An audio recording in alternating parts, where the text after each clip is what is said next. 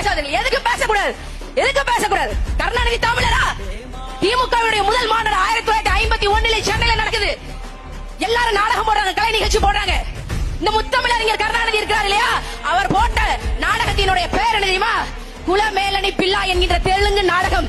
தெலுங்கு நாடகத்தை தன் கைப்பட எழுதி தெலுங்குல பேசி நடிச்ச இந்த திருட்டு பையனா மு கருணாநிதி. இவனைத்தான் முத்தமிழ் அறிஞர் சொல்றீங்களா? நீங்க இவனைத்தான் சொல்றீங்களா? கேட்டா கருணாநிதியை பேசாதீர்கள்.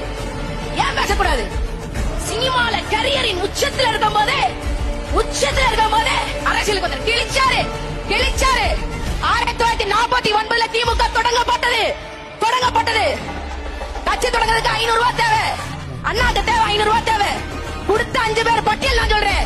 பெத்தபாளையம் பழனிசாமி, என்எஸ் இளங்கோ, மதுரை முத்து, சேலம் சித்தையன், கே நீலமேகம் கும்பகோணத்தை சேர்ந்தவர். இந்த 5 பேர்ல மு கருணாநிதி உங்க தலைவர் பேர் எங்க இருக்கு? ஒரு மண்ணாங்கட்டி கிடையாது. திமுகவை ஆட்டைய போட்ட மாதிரி தமிழ்நாட்டையும் தமிழர் வளங்களையும் தமிழர் நலங்களையும் ஆட்டைய போடுகின்ற இந்த கும்பலுக்கு நாம வைக்க போகிற பேட்டுதான் விவசாய சின்னத்துக்கு நாம அளிக்கக்கூடிய ஓட்டு.